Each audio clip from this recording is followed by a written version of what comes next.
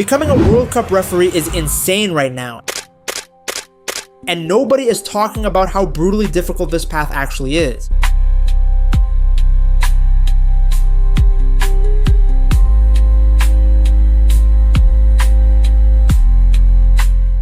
You think players have it hard getting to the World Cup? Wait until you hear what the referees go through just to blow a whistle on that same pitch. That is absolutely not how this works. The overwhelming majority of referees who eventually make it to a World Cup start exactly the same way players do, in small, dusty amateur tournaments and regional leagues where literally nobody is watching. The dream at that very first stage is simply to make it to the top division of their own country. That is step one. And just like the players on those same pitches, reaching that goal alone can take years of consistent, unglamorous work. Then, once they have finally climbed through the domestic ranks and are officiating at the highest level of their national competition, the next mountain appears. They need to become a FIFA referee. Now, before you get too excited, this is not some golden ticket to the World Cup. This is just the license to referee internationally. Think of it like getting your driver's license. Congratulations. You can now legally drive. The actual race, that is a whole other story. To earn FIFA status, a referee must be at least 25 years old and have a minimum of 2 years of experience officiating at the highest level of their national competition. Sounds straightforward enough on paper, right? And from there, we were evaluated at various tournaments and FIFA related events, as well as our domestic league and Major League Soccer. We went through a qualification. Here's where it gets a little complicated though. The referee themselves cannot even apply for this status. The application has to come from their national association. And since those associations can only submit a limited number of candidates to FIFA, the referee is now competing against every other official in their country just to be nominated. So not only do you need to be good at your job, you need to be visibly, consistently better than every single person around you at all time, which is honestly fucking exhausting just to think about. Let's talk about building that international resume. Assuming the nomination goes through and FIFA approves it, the real grind begins. And we are talking about years here. A significant chunk of someone's professional life dedicated to accumulating international experience across the biggest continental competitions in the world. The UEFA Champions League, the UEFA Europa League, the Copa Libertadores, the Copa Sudamericana, the UEFA European Championship, the Copa América. These are the stages where reputations are built, and far more often where reputations are absolutely destroyed. No yellow card. He's reaching for the red instead. One bad night, one missed penalty call, one moment where a referee's brain decides to take a spontaneous vacation while the ball is still in play, and years of accumulated work can evaporate overnight. It is not just about being present at these games. You actually have to perform at the highest possible level, which sounds obvious, but the pressure inside a Champions League semifinal is something close to suffocating. We are talking about hundreds of millions of viewers, multi-billion-dollar clubs, and players who will be sitting in front of cameras the very next morning, absolutely ready to throw anyone under a bus if they feel hard done by. A perfect and painful example of this is Tom Henning Øvrebø, the Norwegian referee who was assigned to the Champions League semi-final in 2009 between Chelsea and Barcelona. Is directing at the referee now. He's going to be... And he's booked after the final whistle. That match became one of the most controversial in European football history. Chelsea had at minimum one glaring penalty not awarded, and depending on which football fan you ask, possibly 3 separate incidents that should have been called. Didier Drogba left that pitch completely losing his mind, screaming directly into a television camera That Barcelona managed after 2 minutes of stoppage that the whole thing was a disgrace. And here is the uncomfortable part. He was not entirely wrong. The fallout for Øvrebø was immediate and severe. That performance effectively ended his shot at the 2010 World Cup in South Africa. Years of careful, disciplined work gone because of one difficult night, which is arguably one of the most polite and restrained ways any human being has ever described what was, by most accounts, an absolute shit show. He also mentioned he wished video review technology had existed that day. Honestly, same Tom, same. Now here's why the FIFA evaluation process will genuinely make your head spin. If a referee survives years of international competition without any major scandals and continues to demonstrate elite level performance, FIFA will eventually place them on a candidate list for the World Cup. This typically happens 2 to 3 years before the tournament itself, and at that point the evaluation process shifts into an entirely different and far more intense gear. Members of FIFA's referee commission, headed by former Italian official Pierluigi Collina, who himself refereed the 2002 World Cup final between Brazil and Germany, begin traveling internationally to watch these candidates officiate matches in person, in real time. They assess body language, decision-making speed, composure under extreme pressure, and overall game management. They submit detailed performance reports. And brace yourself for this one. They can actually request information about the quality of a referee's sleep at night. Yes, sleep reports. FIFA wants documentation on how well these officials are resting, because if someone is lying awake at 3 in the morning, unable to decompress and mentally switch off, that is considered a genuine red flag for performance risk. They cannot afford to invest resources and a precious World Cup spot in someone who might mentally crack when things get tense. And look, as absurd as it sounds, it makes complete logical sense, because the matches these referees will oversee are not just games. They are moments inscribed permanently into football history, the kind of moments that people stop you on the street to ask about 3 decades later. Kim Milton-Nielsen, the Danish referee who sent off David Beckham during England's knockout match against Argentina at the 1998 World Cup. For David Beckham. Oh no.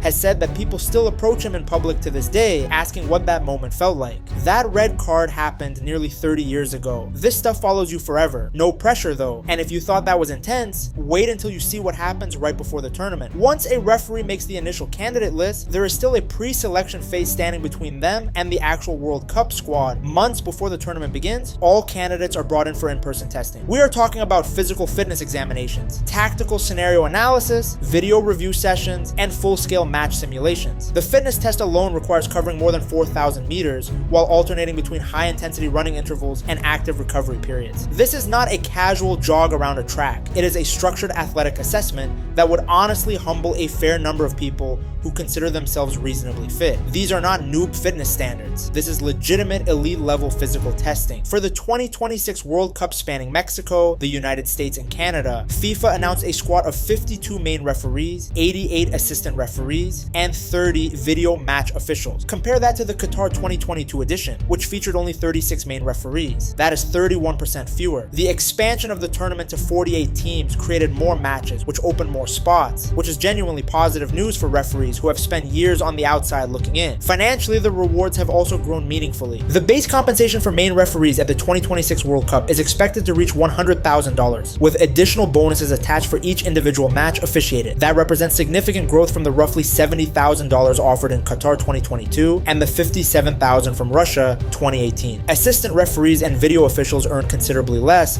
roughly half that base figure or below. Still not exactly life-changing wealth by global sports standards, but a real and meaningful reward for more than a decade of grinding, thankless work. Let's bring in the video assistant referee, because this role completely rewrote the rulebook. The VAR role deserves its own dedicated conversation, because just 4 World Cups ago, it did not exist at all. The introduction of video review technology fundamentally expanded who could realistically participate at this level of the game. For starters, VAR officials do not need to satisfy the same extreme physical demands as the main on-field referee. They work from a review booth, analyzing footage and communicating with the center official via earpiece. This effectively opens the door to older, more experienced referees who may have aged past the physical requirements for the main role, but whose knowledge and judgment remain absolutely elite. Carlos del Cerro Grande, a Spanish official with an impressive career spanning Champions League matches and the UEFA European Championship, retired from on-field officiating in 2025. But thanks to specific VAR training and a deep expertise in video review, he earned himself a place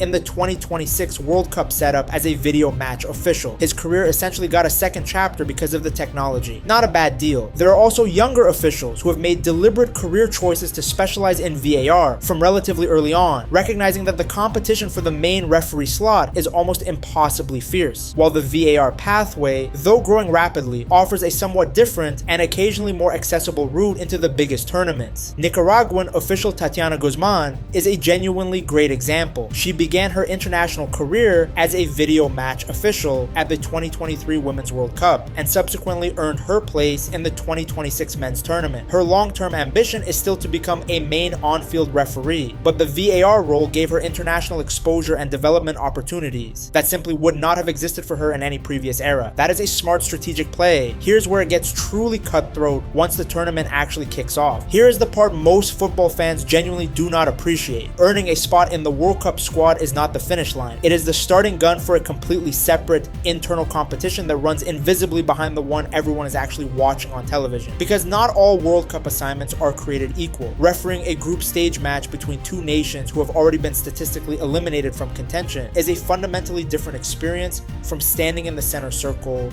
during a World Cup final. The entire system works in 3 escalating phases. During the group stage, all selected referees handle roughly comparable workloads and are continuously scored by the FIFA Referee Commission. Those who distinguish themselves move forward into the knockout rounds, including the newly added round of 32 in this expanded edition, as well as the quarterfinal. From there, the list gradually narrows down to somewhere between 5 and 6 officials who become the serious candidates for the semifinal, the third place match, and ultimately the final. One significant rule that most fans are completely unaware of: a referee who handles one of the 2 semifinal matches almost never receives the appointment for the final. The reasoning is clean and practical. If a particular national team featured in a semifinal, and then that same referee appears again in the final involving that same team, the optics become problematic regardless of whether any actual bias or conflict of interest exists. Appearance alone is enough to create suspicion and controversy, and FIFA will not risk that. Polish referee Simon Marciniak, who oversaw the unforgettable 2022 World Cup final between Argentina and France, had previously officiated Argentina versus Australia in the round of 16, comfortably separated by multiple rounds. That spacing made the appointment logically defensible. Similarly, Nestor Pitana refereed the 2018 final between France and Croatia, having previously handled France versus Uruguay in the quarterfinals. Same principle. So here is the brutal reality for any referee who gets selected for a semifinal, and congratulations on the massive honor. You are also almost certainly not getting the final. It is a bit like finishing second in a race where there is only one trophy. Tremendously well done, and yet somehow still a little bit gutting. And even when you do absolutely everything right, there is still the matter of completely stupid luck. This is where things tip into genuinely unfair territory, and no level of preparation, talent, or professionalism can protect you from it. The most common scenario is straightforward. If your country's national team advances to the final, you are automatically disqualified from refereeing it. A referee cannot officiate a match directly involving the nation they were born in. No exceptions, no appeals, no workarounds. Bjorn Kuipers of the Netherlands was widely considered one of the strongest candidates to referee the 2014 World Cup final in Brazil. His performances throughout the tournament had been excellent. Then the Dutch national team, the famous Oranje, had the absolute nerve to actually perform brilliantly that year and advance all the way to the final themselves. Kuipers was immediately out of contention. He later admitted that missing the final was a profound disappointment, adding that he simply had not calculated his own national team performing that well into his expectations, which honestly is either extremely humble or the most Dutch thing ever said. Then there is the political dimension of this whole thing, which elevates the situation to an entirely different level. Anthony Taylor, the English referee, was genuinely one of the standout officials of the Qatar 2022 tournament. His credentials speak for themselves. Years of Champions League appointments, multiple UEFA finals, FA Cup finals, the complete elite portfolio. England was knocked out by France in the quarterfinals, which should have logically cleared the runway for Taylor to receive the final appointment between Argentina and France. But FIFA's referee chief Pierluigi Colline made the executive decision that Taylor should not be assigned to that match. Not because of anything Taylor had done wrong on the pitch, not because his performances had been lacking, but because of the deeply complicated historical relationship between England and Argentina, the encompassing the Falkland Islands conflict, and decades of charged football history between the two nations. The potential for one controversial refereeing decision in that final to spiral into an absolute fucking nightmare